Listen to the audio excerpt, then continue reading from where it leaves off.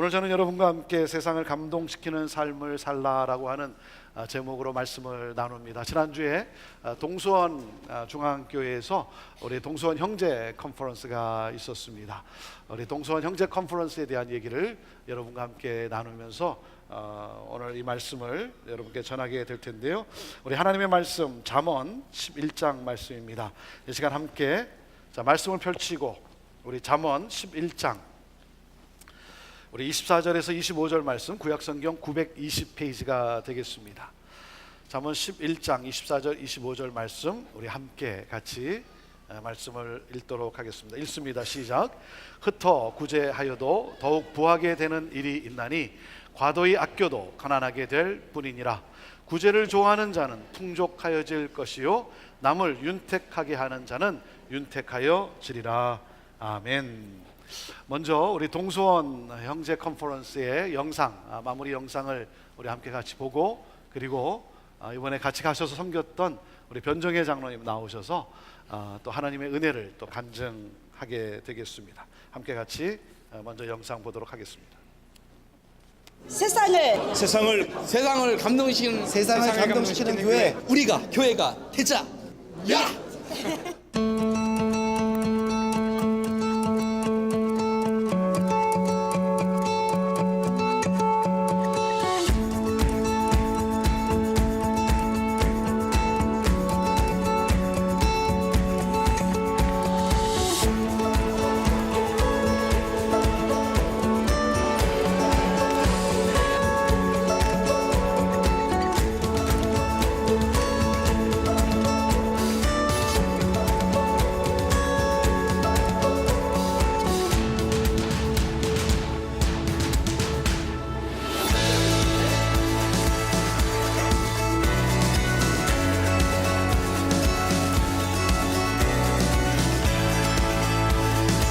그 음악 찬양 자체에 막 눈물이 나고 막 나가서 뛰고 싶었는데 엉덩이 막 주저앉히고 있어요.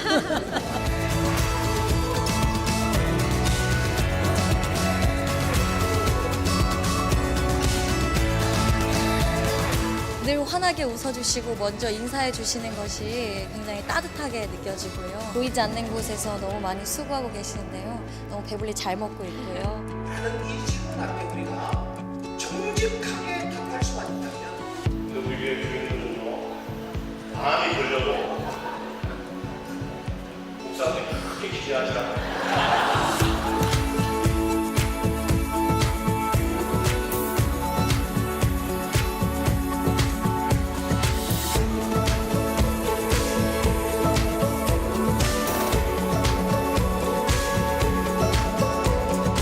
눈물이 나올 정도로 너무 옳겠습니다. 사실 너무 고맙고, 이게 이제 교회가 이렇게 살아있는 모습을 보고 가고 지역에 가서 또 지교에 가서 이렇게 해나가겠구나 하는 힘을 얻고 갑니다.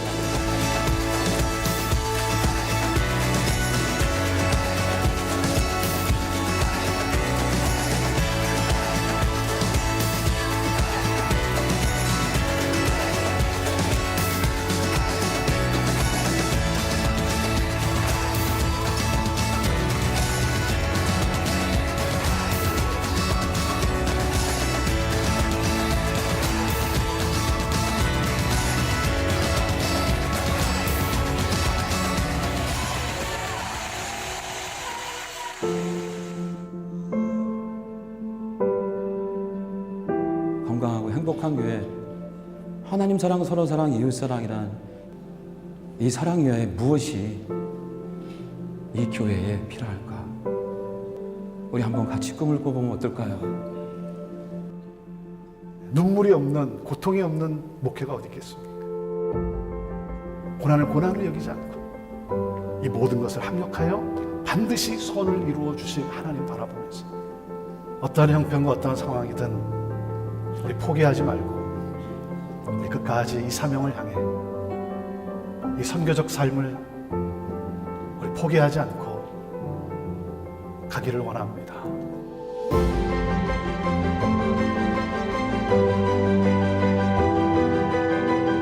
그냥 사장됐던 비전들 그게 꿈틀거리기 시작했고, 아 다시 해야 되겠구나. 작은 교회 목사님들 농촌교회 목사님을 배려한 그 흔적들이 감동을 받고 돌아가는 그런 시간이 됐습니다. 먼 곳에 미국에서 오셔서 많은 분들이 스태프들이 섬기시는데 아주 진실한 모습으로 섬기는 게 너무 감동이었습니다. 저 안에서 그 사랑이 회복됐으면 좋겠어요.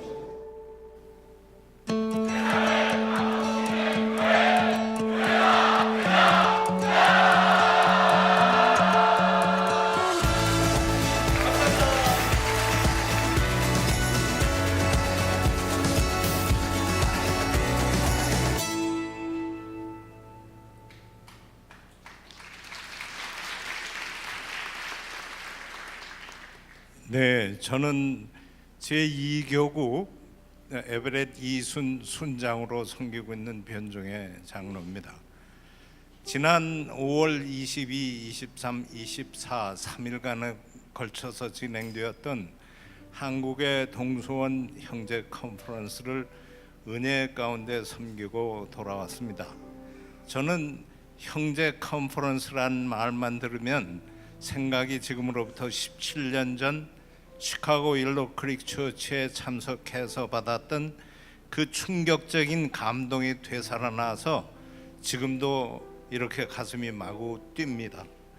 전 세계에서 그 컨퍼런스에 참석하기 위해서 모여든 5천여 명의 지원자 가운데 껴앉은 59명의 우리 형제 교인들, 그 엄청난 하나님의 사역이 물 흘러가듯 원활하게 진행되어 가기 위해서 자원한 봉사자 수만 1,400여 명이나 된다는 그 교회 담임 목사님의 말씀을 듣는 순간 1,400이라는 숫자가 저의 뇌리에서 떠나지를 않는 것이었습니다. 그렇구나.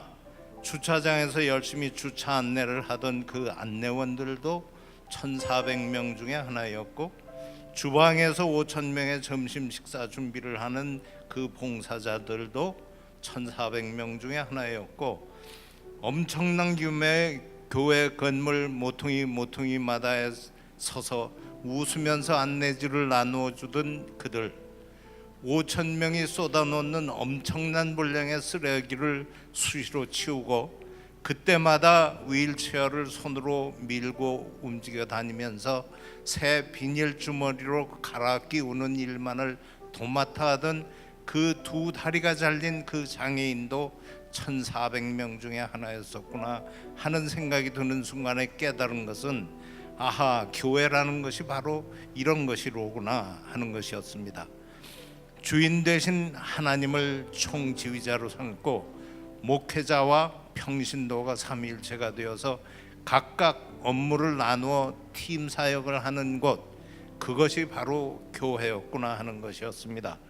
그것을 깨닫는 순간, 그렇다면 나도 그 1,400명 중에 하나가 되어 하나님과 팀 사역의 파트너, 동역자가 될 수 있지 않겠나 하는 생각과 함께 부지 중에 불쑥 튀어나온 말이, 목사님, 우리 형제교회도 이런 컨퍼런스 합시다 였고, 그것이 우리의 꿈이요 기도 제목의 하나가 되었었습니다.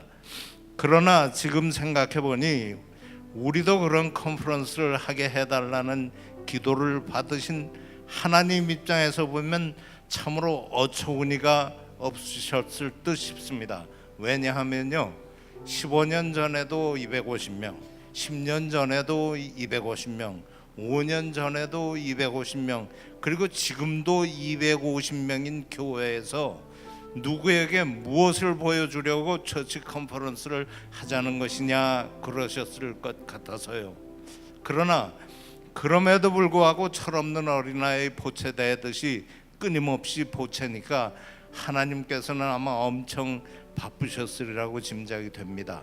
왜냐하면 권준 목사님이 2000년에 부임하시자마자 선포하시기를, 나는 성도님 여러분들을 뺑뺑이 돌리기로 작정을 했으니 여러분들도 그리 아시고 각오를 단단히 하시기 바랍니다 라고 하신 기억이 납니다. 지금 와서 생각을 해보니 권 목사님은 우리만 뺑뺑이 돌린 것이 아니라 아마 하나님마저도 뺑뺑이 돌린 것이 아닌가 싶습니다.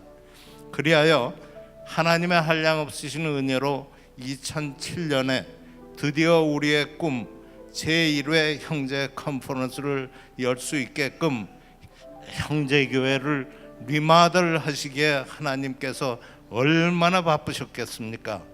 그 후 해마다 열리는 형제 컨퍼런스에 빠짐없이 참여하여 섬기면서 은혜 받는 가운데 한 가지 아쉬운 생각이 제 마음을 사로잡기 시작했습니다. 그것은 우리가 매년 많은 시간, 노력, 경비를 들여가면서 컨퍼런스를 해오고 있고 참여한 많은 사람들이 은혜 많이 받았다고들 하는데 우리가 정말 내가 윌로우 크릭 처치에 가서 받았던 그런 충격적인 감동을, 영향력을 주고 있는가 하는 의문이었습니다. 우리가 정말 그렇게 했다고 한다면 지금쯤은 이곳저곳에서 제2, 제3의 처치 컨퍼런스가 생겨나야 하는 것 아닌가 하는 것이 제 생각이었습니다. 그러던 중 우리의 작은 신음소리에도 응답하시는 하나님께서 2년 전에 제주도에서 중국의 조선족 목회자들을 모시고 형제 컨퍼런스를 열게 해주셨고 이번에 다시 수원의 동수원 장로교회에서 형제 컨퍼런스를 열게 허락하신 것입니다. 컨퍼런스 아침 첫날 교회를 일찍 찾아갔더니 너무 일러서인지 사람이 별로 없었으나 조금 시간이 지나자 우리 교회에서 간 형제들도 눈에 띄고 그 교회 봉사자들이 몰려들기를 시작하는데 직감적으로 느껴지는 것이 내가 그렇게 기대하던 제3의 형제 컨퍼런스가 드디어 여기서 터졌구나 하는 것이었습니다. 그들의 표정, 섬기는 모습들이 왠지 낯설지가 않고 어디서 많이 본 듯한 그러한 모습들이었기 때문입니다. 전국 각처에서 지원한 참석자 수는 약 180명, 주로 젊은 목회자들이 중추를 이루고 있었음은 여간 고무적인 일이 아닐 수 없었습니다. 컨퍼런스 내내 저는 이렇게 기도하는 마음으로 조원들을 섬기려고 노력을 했죠. 하나님 아버지, 여기 이 컨퍼런스에 참석한 모든 참가자들에게 17년 전 시카고 윌로우 크릭 처치에서 나에게 주셨던 그러한 감동과 그러한 꿈을 잉태해 가지고 돌아가게 하옵소서. 권 목사님 강의 중에 흔히 하시는 형제교회 장로님들 자랑을 듣고는 혹시라도 그런 천사표 장로님들만 모시고 목회하면 누군들 못할까 하는 갈등을 느끼시는 목사님들이 혹시 계실까 우려되어 좋은 목사님들에게 한 말씀을 드렸습니다. 천사표 장로는 저절로 태어나는 것이 아니고 목사가 만드는 것입니다. 매번 컨퍼런스를 섬길 때마다 참가한 목사님들에게 꼭 전해 들려드리고 싶은 말씀이었습니다. 왜냐하면 강사 목사님 입장에서는 스스로 그런 말씀을 하실 수가 없으실 터이기 때문이죠. 이렇게 우리는 꿈을 가진 사람과 함께 하시는 하나님을 경험해 왔습니다. 이제 제2의 도약을 앞에 둔 우리 형제교회가 어떤 꿈을 꾸어야 할지를 고민해보는 저와 여러분들이 되시기를 바랍니다. 이렇게 하나님과 동역할 수 있는 특권을 허락하신 하나님, 그리고 허황된 듯 싶은 우리의 꿈과 기도에도 늘 신실하게 응답해 주시는 좋으신 하나님께 감사, 찬송, 영광을 올려드립니다.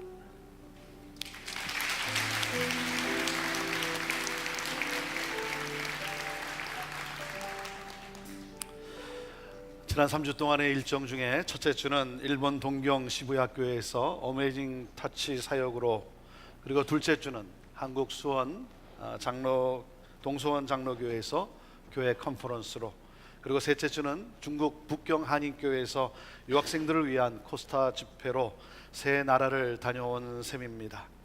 이번에 일본과 중국을 다녀오면서 그곳에 디아스포라로 살고 있는 교민들과 대화를 나누는 가운데 한 나라의 외교 정치가 얼마나 중요한가를 실감하였습니다.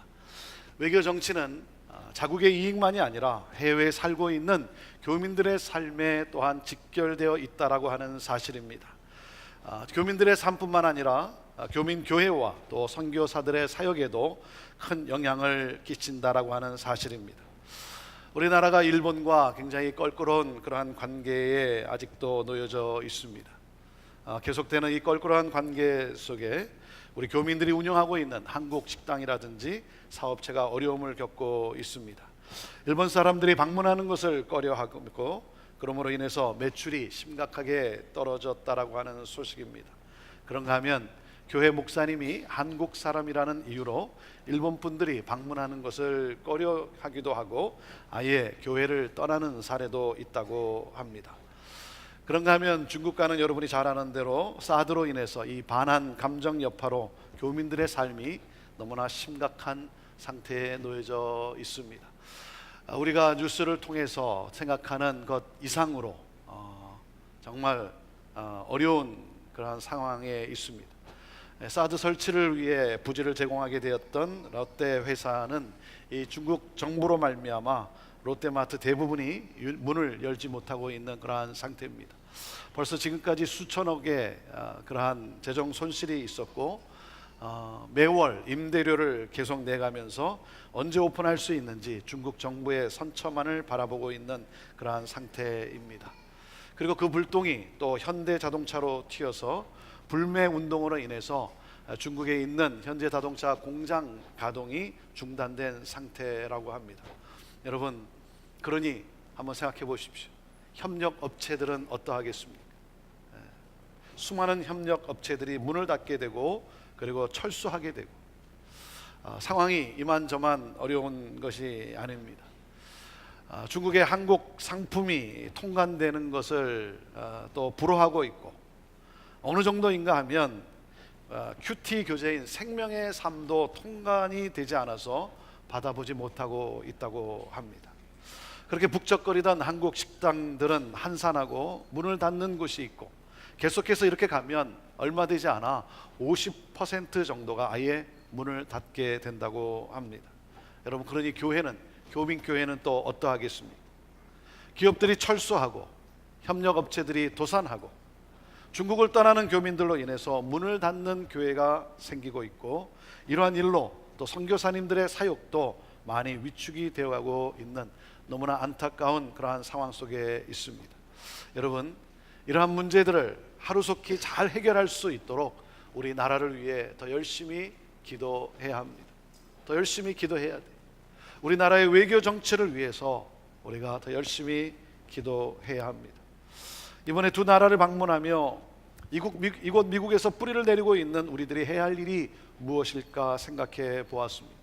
같은 디아스포라로서 우리도 어렵지만 저들보단 덜 어려운 삶을 살아가는 우리의 책임과 우리의 사명은 무엇일까?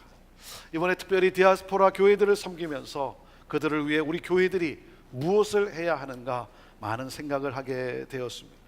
그런 어려움 가운데 있는 그 교회들을 방문하고 우리가 섬기는 가운데 우리가 할 수 있는 만큼 최선을 다해 섬기고 그리고 위로하고 사랑하고 베풀었습니다. 저는요, 우리로 하여금 그렇게 섬기고 베풀 수 있게 하신 그 하나님께 너무나 감사했어요. 섬김과 도움을 받는 것이 아니라 섬기고 도울 수 있는 위치에 있다는 사실이 얼마나 감사한 일인지, 쓰임받고 사랑하고 베풀고 섬길 수 있게 하신 그 하나님, 그 하나님께 감사하면서 이를 위해 또 열심히 함께 지원해 주시고 기도해 주시는 여러분 모두에게 감사를 드립니다. 이번에 처음으로 일본에서 어메이징 터치 사역으로 우리 팀 25명이 가서 섬겼습니다. 다음 주에 어메이징 터치에 대한 간증을 나누겠지만 정말 잘 섬겼어요.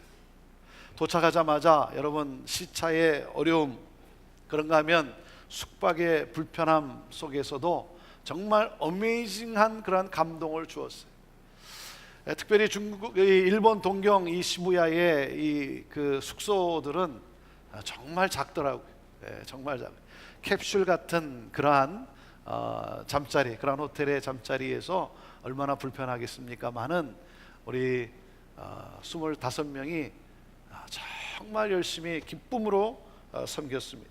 그리고 이어서 23명이 동수원 교회에서 동수원 형제 컨퍼런스를 섬겼어요.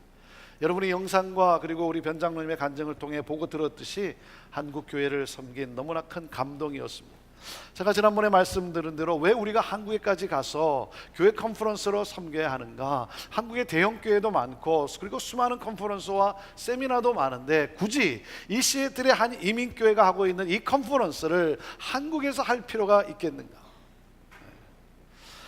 우리 형제 컨퍼런스를 경험한 동수원 교회 김상현 목사님이 한국 교회를 위해서 이 컨퍼런스를 꼭 해야 한다는 거예요.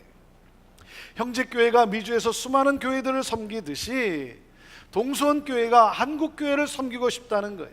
많이 아파하고 힘들어하고 교회 방향을 잃어버리고 있는 이 한국 교회를 위해서 함께 섬기자는 거예요. 형제 교회가 섬기듯이 모든 하드웨어 부분들을 다 잘 준비할 테니까 와서 소프트웨어를 나눠 달라고 하는 거예요. 동수원 교회가 정말 잘 섬겼어요. 정말 잘 섬겼습니다. 어떻게 보면 우리가 이곳에서 하는 컨퍼런스보다 더 잘 섬긴 것 같아요. 등록한 172명을 위해서 3일간 총 500명이 섬겼습니다. 교회가 최선을 다해 섬겼어요.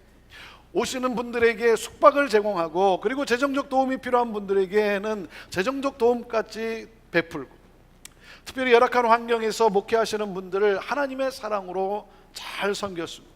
잘 섬겼어요.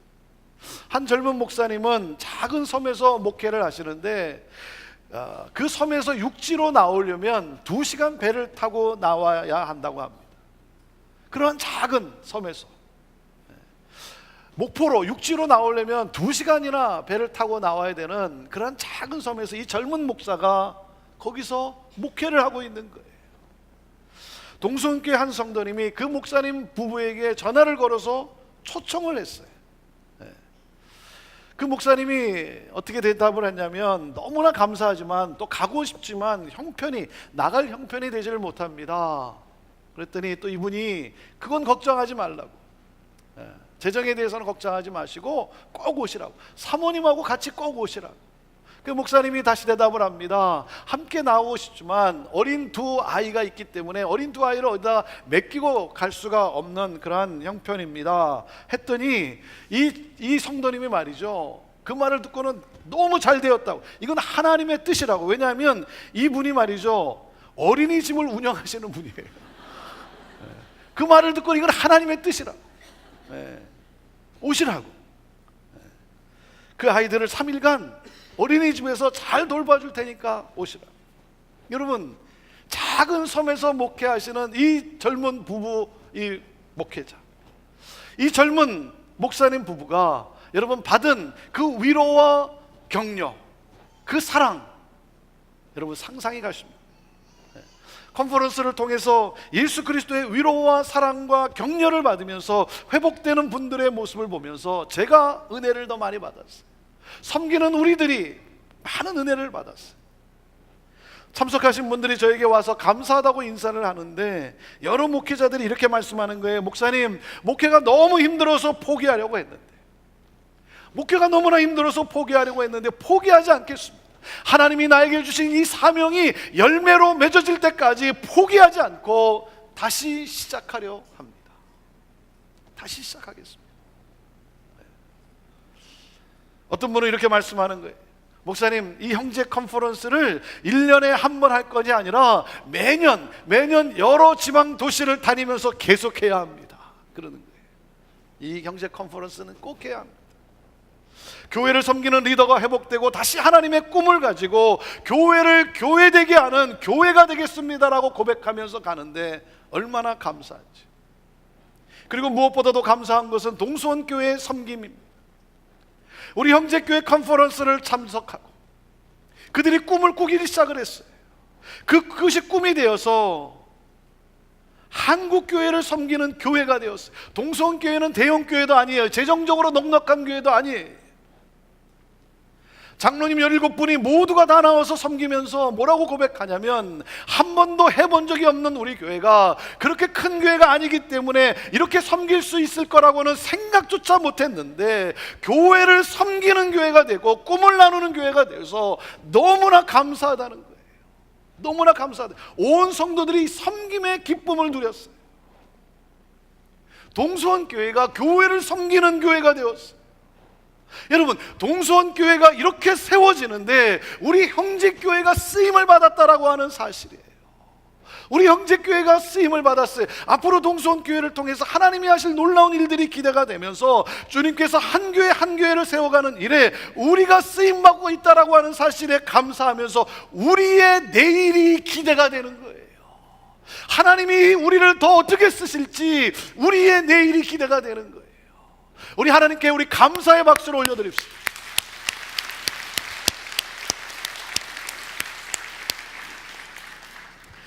여러분, 감동이라고 하는 것은 결국 섬김을 통해 주어지는 것이죠. 나눔을 통해서, 베품을 통해서 주어지는 거예요. 여러분, 우리가 예수님을 묵상하면 왜 우리 안에 감동이 몰려옵니까? 왜 감동이 몰려와요? 육신이 되어, 하나님이 육신이 되어 우리 가운데 오셔서 자신의 모든 것을 쏟아부으시면서 우리를 섬겨주신 이 성육신의 예수 그리스도. 내가 온 것은 섬김을 받으러 온 것이 아니라 섬기러 왔다라고 말씀하시면서 제자들의 발을 씻기시면서까지 섬기시고 베푸신 그 예수님의 삶, 여러분, 그 예수님의 삶이 감동이 되는 거죠. 이 감동하면 늘 생각나는 것이 우리 교회의 한 이야기예요. 우리 시애틀 형제교회가 시애틀 한 마을 그 한복판에 있었습니다. 우리 교회가 이전을 결정하고 여기 이 밧델에 이 땅을 구입하고 건축을 시작하려고 하던 2003년도에 여러분 아시는 대로 2001년 9.11 테러로 말미암아 모든 경제가 어려워지고 그리고 부동산 매매도 잘 되지 않는 그러한 힘든 때였습니다. 우리가 사용하고 있던 그 건물, 오래된 건물이지만 그 건물을 우리가 팔아야만 첫 삽을 뗄 수 있는 그러한 상황이에요. 오래된 건물이긴 하지만 그래도 다운타운에 가까운 곳에 있었기 때문에 당시 그 가치가 한 200만 불 정도 된다고 하는 거예요. 가치가 한 200만 불 정도 되는데 경제가 너무나 어렵기 때문에 지금 부동산 경기가 너무 어렵기 때문에 목사님 150만 불의 매매가 되어도 그건 너무나 잘 되는 겁니다. 그렇게 말씀하는 거예요. 제가 그 말을 듣고는 하나님 200만 불의 가치가 있는데 그런데 150만 불에 팔려도 잘 파는 거니까 하나님 빨리 이 건물이 팔렸으면 좋겠습니다. 하나님께 기도하고 그런 가운데 하나님이 은혜를 베풀어 주셨어요. 우리에게 기적을 베풀어 주셨어요. 200만 불의 가치가 있는데 150만 불에 팔려도 좋겠습니다라고 했는데요. 그 기공식 하루 전날 모든 매매가 이루어지고 성사되고 사인이 되고 다 해결이 되고 그리고 해결이 되는데 얼마의 매매가 되냐면 210만 불의 매매가 되어서 모든 수수료를 제하고 기공식 하루 전날 은행에 199만 9천 200만 불이 은행에 입금이 되는 거예요. 그때 제가 왜 300만 불이라고 안 했나? 내가 하나님한테 300만 불이라고 했어야 되는데 하나님의 은혜에 너무나 감사해서 그 다음날 새벽 기도 때 기도하는 가운데 하나님 너무나 감사합니다. 감사의 기도를 드리는데요. 제 마음속에 어떤 음성이 어떤 마음이 자꾸 들어오냐면 난 널 위해 주었건만 넌 날 위해 무엇 주느냐 그런 마음이 자꾸 제 마음에 오는 거예요. 아니 하나님 건축도 다 하나님을 위한 일 아닙니까? 그런데 난 널 위해 주었건만 넌 날 위해 무엇 주느냐 자꾸 그 말이 제 마음을 두드리는 거예요. 그러면서 어떤 생각이 떠올랐냐면 하나님이 이렇게 은혜를 베풀어 주셨는데 이 200만 불에 10분의 1인 11조인 20만 불을 떼어서 교회를 건축하는 교회와 그리고 이 지역에 있는 사회 단체에게 나누어 줌으로써 하나님의 이 은혜에 하나님께 감사의 보답이 되겠다라고 하는 생각이 드는 거예요. 제가 기도를 마치고 나오면서 아니 20만 불을 떼어서 건축하는 교회와 그런가 하면 사회단체에 이렇게 나눠주는 것으로 하나님께 감사의 보답이 되겠다라고 했던 그 생각이 내가 너무나 흥분해서 별 생각을 다 하고 있구나, 그렇게 생각을 했어요. 내가 너무나 감사하다 보니까 너무 흥분했어. 아니 여러분, 20만 불이 적은 액수라고 할 수는 있겠지만, 그러나 이제 건축을 시작하는 교회가 단 1불이 아쉬운 때에 20만 불을 떼어서 나눠준다는 것이, 그게 무슨 쉬운 얘기겠습니까? 근데 그 마음이 지워지질 않는 거예요. 자꾸 그 생각이 제 마음을 두드리는 거예요. 그렇다고 해서 제가 우리 장로님들에게, 건축을 담당하고 책임을 지는 우리 장로님들에게 나누려고 하니, 나누면 우리 장로님들이 얼마나 힘들겠어요. 장로님도 우리 20만 불 떼어서 우리 나눠줍시다, 그리고 시작합시다. 여러분, 우리 장로님들 그 얘기를 들으면 얼마나 힘들겠어요. 그 말도 하지 못하고. 그런데 이 마음을, 이 생각을 지울 수가 없어서 우리 장로님들이 모였을 때 제가 설명을 했어요. 제 마음속에 자꾸 이 생각이 지워지질 않습니다. 우리 장로님들 한 주간 동안 기도해 보시고, 이것이 정말 하나님의 뜻이라면 우리 그렇게 하고, 하지만 좀 너무나 좀 부담이 되고 힘들다고 한다면 우리 건축 다 끝난 다음에 우리 형편이 되면 그렇게 하도록 하죠. 우리 장로님들 한번 기도해 보셨으면 좋겠습니다. 그랬는데요, 그때 우리 장로님들이, 몇 장로님들이 눈물을 글썽이면서 울먹이면서, 목사님 한 번도 생각해 보지 못했는데 우리 그렇게 합시다, 우리 그렇게 합시다. 그래서 그냥 그날 결정했어요. 그리고 다음날 주일날 광고 시간에 우리 당회에서 이렇게 하기로 우리 결정을 했습니다. 우리 성도님들에게 알렸어요. 우리 성도님들이 얼마나 기뻐하고 얼마나 감동스러워하는지 말이죠. 제가 왜 이야기를 하냐면, 이것을 통해서 제가 깨달은 게 뭐냐면요, 우리 형제교회가 새롭게 건축을 한다고 하니까 부러워하는 사람들은 있지만 감동받는 사람들은 없더라고요. 여러분 그렇지 않겠어요? 여러분이 무슨 큰 집을 사면 부러워하는 사람들이 있지, 여러분이 큰 집 산다고 해서 여러분 감동받는 사람들이 있겠습니까? 자기는 하지 못하니까 또 아쉬움 가운데 시기하고 질투하는 사람은 있지만 감동받는 사람은 없더라고요. 그런데요, 나누니까 감동을 받더라고요. 나누니까 감동을 받는 거예요. 한 단체의 그 회장님은 예수 믿는 분이 아니에요. 하지만 우리가 이렇게 결정을 했습니다, 그 단체를 위해서 우리가 이렇게 드리기로 했습니다 라고 하니까 이분이 말이죠, 저를 허가하면서 저를 껴안으면서 울먹이면서 뭐라 그러냐면, 목사님 교회가 다르네요. 교회가 다르네요. 나눔 속에 감동이 있는 거예요. 베품 속에 감동이 있는 거예요. 그리고 그 작은 나눔 속에, 우리의 그 작은 그 노력 가운데 하나님이 어여쁘게 보시고 하나님이 역사하시는 거예요. 하나님이 어떻게 역사하셨냐면, 10월 달에 우리가 기공식 날짜를 정했어요. 여러분 아시는 대로 시애틀의 10월은 이제 우기철입니다. 우기가 시작이 되는 거예요. 그래서 대부분의 공사는, 건축 공사는 우기 시즌이 끝난 4월 달에 대부분 합니다. 왜? 그때 우기철에 공사를 하면 건축 비용이 더 들게 되고, 그리고 기간도 자꾸만 연장되기 때문에 대부분 4월 달에 건축을 시작을 해요. 하지만 우리는 하루라도 빨리 시작을 하고 빨리 들어가고 싶었어요. 경비가 더 많이 들어도, 재정이 더 많이 들더라도 우리가 하루라도 빨리 했으면 좋겠습니다. 그래서 10월 달에 우리가 건축을 하기로 결정을 했어요. 그리고 기공식 3을 떴어요. 하나님 앞에 기도를 했어요. 여러분 어떤 기적이 일어난 줄 아십니까? 여러분 기억하십니까?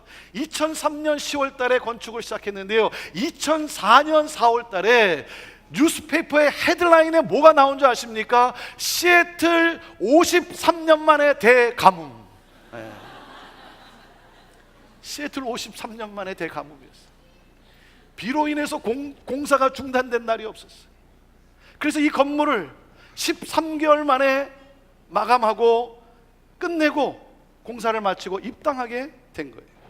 여러분, 교회가 자신의 필요를 채우기보다 도움이 필요한 이들에게 어떻게 나눌 것인지에 대한 관심을 가질 때 하나님의 기적을 경험하게 되어 있는 거예요.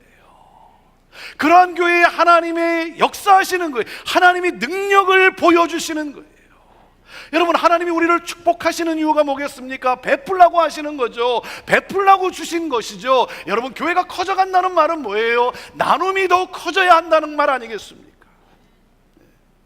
우리는 이 하나님의 놀라운 기적과 이 하나님의 능력을 우리가 나눔 속에, 배품 속에 수없이 우리는 체험했기 때문에 지금도 때로는 우리가 부족하지만, 지금도 때로는 우리가 힘들지만 베풀고 나누는 일에 전혀 인색하지 아니하고 우리가 부족한 가운데서도 우리는 최선을 다해 왔어요. 저는 우리 교회가 계속해서 그렇게 나아갈 수 있게 되기를 바라요. 저는 여러분의 각자의 삶이 그런 삶을 살아갈 수 있게 되기를 바라요. 여러분, 오늘 말씀을 다시 한번 같이 읽어봅시다. 하나님이 뭐라고 말씀하신지, 하나님의 약속이 무엇인지 잠언 11장 24절 25절 말씀을 다시 한번 같이 읽어봅시다. 시작. 흩어 구제하여도 더욱 부하게 되는 일이 있나니 과도히 아껴도 가난하게 될 뿐이니라. 구제를 좋아하는 자는 풍족하여질 것이요 남을 윤택하게 하는 자는 윤택하여 지리라 그랬어요. 여러분, 행복은 소유에 있는 것이 아니라 마음에 달려 있습니다.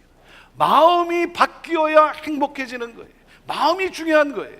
여러분, 컵에 물이 반이 담겨 있는 것을 보고 여러분은 어떻게 생각합니까? 물이 반이 담겨 있으면 여러분은 어떻게 생각을 해요? 둘 중에 하나예요. 이렇게 반응합니다. 물이 반밖에 없네. 이렇게 반응합니다. 그런가 하면 또 이렇게 반응해요. 물이 반이나 있네. 여러분은 어떻게 반응하십니까? 부유한 마음을 가지고 세상을 바라보는 사람이 있고 빈곤의 마음을 가지고 세상을 보는 사람이 있어요. 여러분, 부유한 마음을 가진 사람은 베푸는 삶을 살아갑니다. 빈곤의 마음을 가진 사람은 늘 얻고자만 할 뿐이에요. 성숙한 사람과 미성숙한 사람의 차이가 뭐예요? 나눔의 차이인 거예요. 아이는 엄마의 사랑을 받음으로써 행복해합니다. 엄마는 사랑을 베풀므로 행복해해요. 여러분, 어렸을 때는 부모의 도움을 받음으로 성장을 합니다. 하지만 여러분, 성장하면 성장할수록 뭐예요? 나눔의 가치를 배우며 자라야 되는 거예요. 여러분, 성장했는데도, 어른이 되었는데도 나눌 수 없다면 그건 미성숙한 사람이에요. 그거는 사회에 불필요한 존재가 되는 거 많은 것이죠. 사랑하는 여러분, 여러분의 자녀를 양육하면서 여러분의 자녀에게 여러분이 보여주고 여러분이 가르쳐야 될 가치가 뭐예요? 나눔의 삶이에요. 베품의 가치예요. 배려하고 양보하고 섬기는 모습. 사랑하는 여러분, 이기적인 삶, 이기적인 것은 최악의 처세술이에요. 최악의 처세술이에요. 여러분, 산수로 계산을 하면요, 남을 구제할수록 자신은 가난해집니다. 이것이 이치예요. 그렇죠? 산수로 계산하면 남을 구제할수록 나 자신은 가난해지게 되어 있어요. 그런데 여러분, 성경은 뭐라고 말합니까? 하나님은 뭐라고 말씀합니까? 하나님은 이렇게 말씀하세요. 우리가 구제할 때 더 부하게 된다는 거예요. 하나님의 말씀이세요. 왜? 재물의 주인이 하나님이시기 때문이에요. 재물의 주인이신 하나님이 베푸는 자를 책임져 주신다고 하는 사실이에요. 그래서 재물의 주인이 하나님이라는 사실을 믿는 사람은 여러분, 베푸는 삶을 살아갑니다. 이기적이 아니라 이타적인 삶을 살아가요. 여러분, 인색하게 굴며 재산을 아껴도 도리어 가난하게 되는 것이 악인의 운명이라고 말씀하고 있는 거예요. 베풀어도 더욱 풍족하게 되고, 여러분, 베품의 삶을 살아가면 자식들과 자손들까지도 복을 받게 된다는 거예요. 왜 그래요? 그 자식의 그 자손들이 보고 본대로 따라 베풀며 살기 때문에 거기에 하나님은 계속해서 역사하신다는 것이죠. 사랑하는 여러분, 우리가 베풀 때, 우리가 남에게 베풀 때 우리는 천국의 축복의 열쇠를 소유하게 되는 거예요. 이 축복의 열쇠를 소유하게 되는 거예요. 우리들의 문제는 드릴 것이 없어서가 아니라 드릴 마음이 없는 것이 우리의 문제인 것이죠. 여러분, 우리가 축복의 통로로서 우리가 베풀고 나누며 섬기며 그렇게 살고 싶어 합니다. 그렇지 않은 사람이 어디 있겠어요? 거의 대부분의 사람들은 그렇게 살고 싶어 해요. 그런데 문제는 뭡니까? 우리에게 그런 능력이 없다라고 하는 사실이에요. 여러분, 이 능력은 하나님으로부터 임해야 되는 거예요. 하나님으로부터 이 능력이 우리에게 주어져야 되는 거예요. 여러분, 그렇기 때문에 하나님의 긍휼하심을 여러분 받으세요. 하나님의 긍휼하심을 받으세요. 오늘 마음 문을 열고 하나님의 긍휼하심을 받아들이세요. 여러분, 하나님의 우리를 향한 긍휼하심, 그 사랑이 뭡니까? 우리가 아직 죄인 되었을 때에, 우리가 아직 형편없을 때에 여러분, 그리스도께서 우리를 위하여 죽으심으로 말미암아 하나님께서 우리에게 대한 자신의 사랑을 확증해 주셨어요. 여러분, 우리가 죄인이었을 때, 우리가 형편없을 때에 독생자 예수 그리스도를 십자가에 죽이시면서까지 우리를 살리시고자 당신의 그 사랑을 삶으로, 당신의 그 사랑을 구체적으로 여러분 나타내 주신 그 사랑의 그 확증, 사랑하는 여러분, 이 하나님의 긍휼이 오늘 여러분에게 임할 수 있게 되기를 바라요. 이 하나님의 긍휼이 여러분의 삶에서 여러분 가슴에서 체험될 수 있게 되기를 바라요. 여러분, 그 하나님의 긍휼이 내게 임할 때, 하나님의 그 긍휼하심을 내가 감사할 때, 우리는, 사랑하는 여러분, 하나님의 긍휼하심을 따라 우리는 베풀고 나누고 섬기는 삶을, 이 축복의 삶을, 이 기쁨의 삶을 우리가 누리며 살아갈 수 있다라고 하는 사실이에요. 저는 오늘 여러분 모두가 예수 그리스도를 믿으세요. 예수 그리스도 우리를 향한 그 사랑을 여러분 받아들이세요. 그 능력이 여러분에게 주어질 때, 하나님의 긍휼하심이 여러분의 가슴을, 여러분의 심령을 타치할 때, 사랑하는 여러분, 여러분 또한 수많은 사람들을 위로하고 그들의 삶을 축복하고 격려하는 가운데 복음이 증거되어지고, 그러므로 말미암아 하나님께 나오게 하는, 하나님 나라를 확장하는 그러한 복된 삶을 이 땅 가운데서 살게 되는 것입니다. 기도하겠습니다.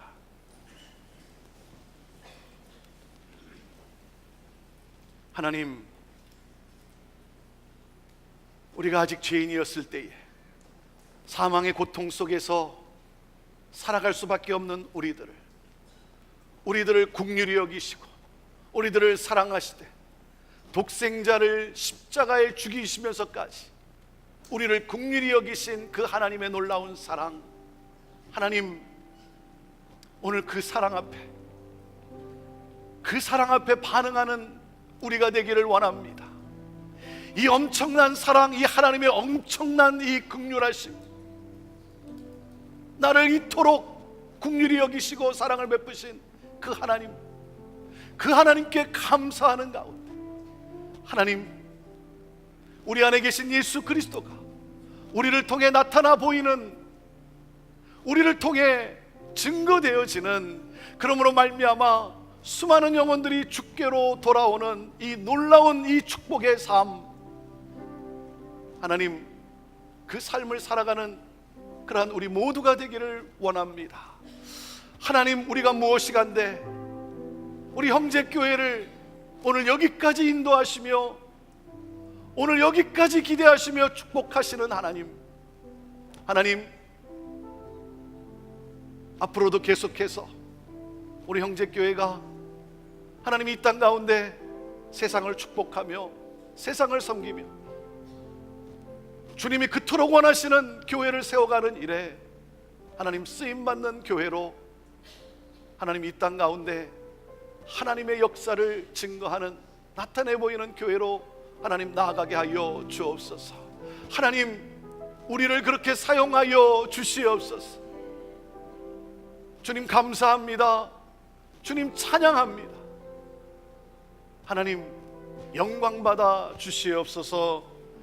예수님의 이름으로 기도하옵나이다. 아멘.